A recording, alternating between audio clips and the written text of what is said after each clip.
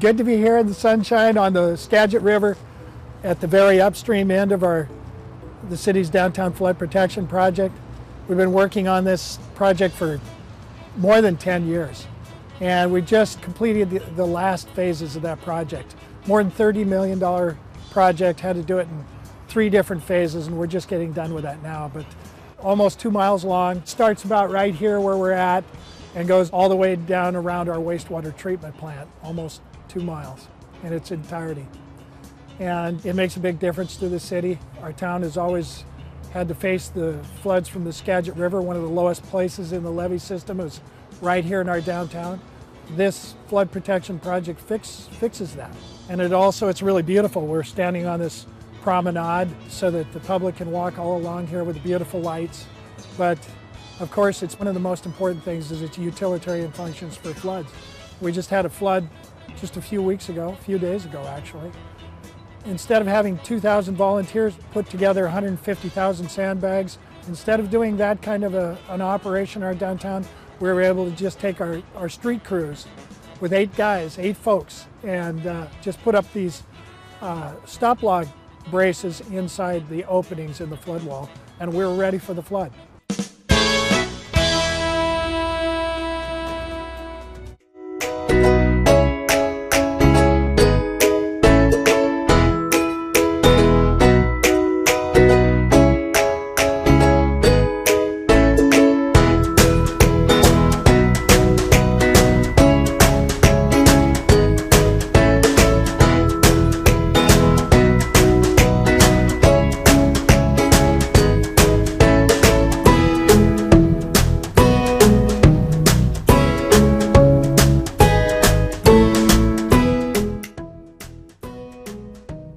The climate has changed. Extreme weather is becoming the new normal.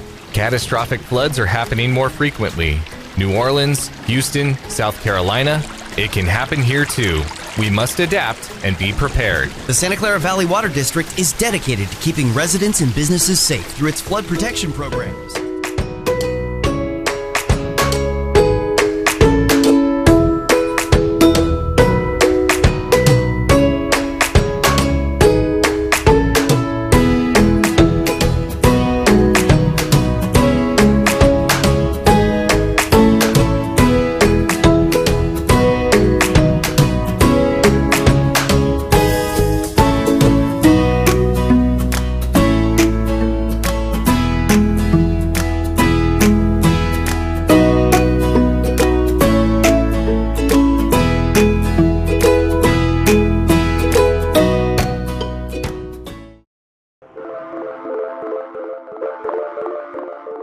Our job is to maintain the system that reduces those risks of those really large floods.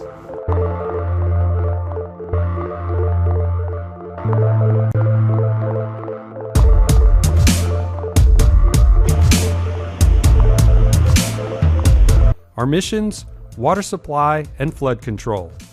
It's not something you normally think about, but as recent events have shown, floods can leave a trail of devastation in their wake. So this is a story about our flood control program and the things we're doing to manage the risk, protect life, and safeguard property along the Trinity River. The district's flood management system relies on reservoirs in the constructed floodway that runs through the heart of Fort Worth.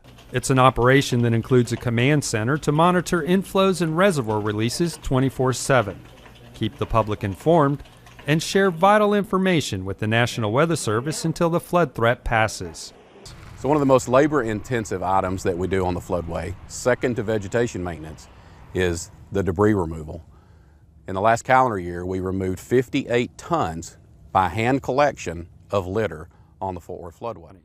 It's a flood control project that will restore the same level of flood protection we had when the levees were originally designed. And we used a scale model the size of a football field to test it out. Here's how it works. The Central City project is the federal project associated with rebuilding the federal floodway through the city of Fort Worth. Our purpose is to regain the same flood protection that we had originally when the project was designed back in the 50s. The Central City project is a result of years of planning and listening to the public. It offers residents and businesses an opportunity to reorient themselves to the Trinity, and it will allow for more development closer to the river. But more importantly, it helps us advance our flood protection mission to accommodate the region's anticipated growth. We all want our lawns to look good, but beware, good resident.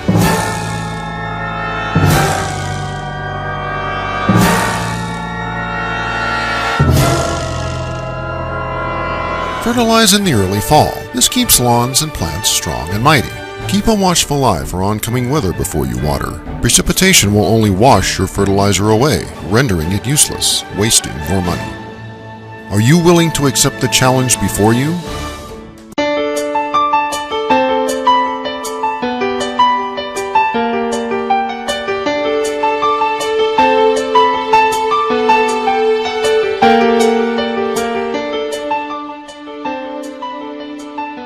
It's a critical role for mayors of cities across this country to be on the front lines of green infrastructure plans within their communities. We started with the rain barrels, and by starting the rain barrels, it started a great conversation in the community. People are commenting often on how the town of Newton takes a lot of pride in keeping up our green spaces and our fields, and it's not just the town's effort, but I really feel like it's become the community's effort.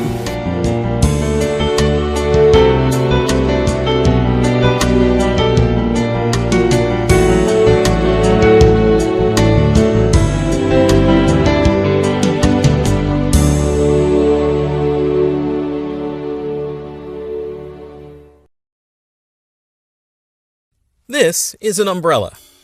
Most of us use it for protection against falling water, rain, lluvia, you get the idea. But in Southern California, we worry about the drought, and we do what we can to save water. We basically live in a desert where we get only 15 inches of rain per year. We don't really use umbrellas. In fact, most Angelinos probably don't even own one. But when it does rain, LA has to deal with stormwater runoff that picks up trash, oil, and debris on its way to the open ocean. In 2017, for instance, more than 100 billion gallons of rainwater fell from the sky, onto rooftops, streets, and down drains. Wasted, dirty, and toxic. So let's take a minute to rethink this umbrella thing. Stay with me. When we get that much rainfall, what if we did something different? What if we created ways to catch that rain? Let's say it's a basin where the water would be cleaned, treated, and stored. What if at the same time this also helps us keep our parks healthy, improve our water quality and local water supply, and keep our beaches clean for all Angelinos, including our marine life? Oh, and let's not forget better quality of life for everyone in LA, because water is life. If we don't, we'll be wasting the opportunity to have safe, clean water for over 1 million families in LA. Now let's do this, before the opportunity dries up.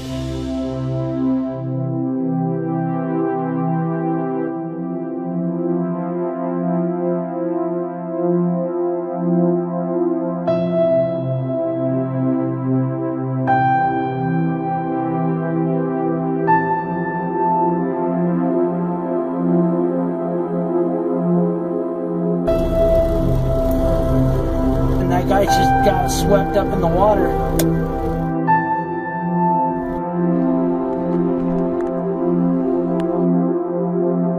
Did that guy just let out or that?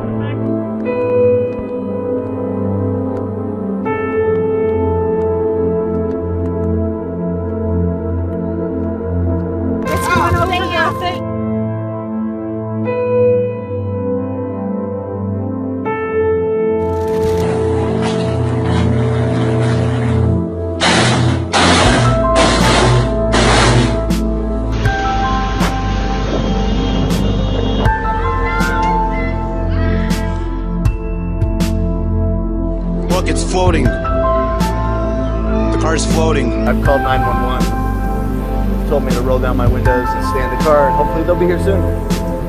Love you guys.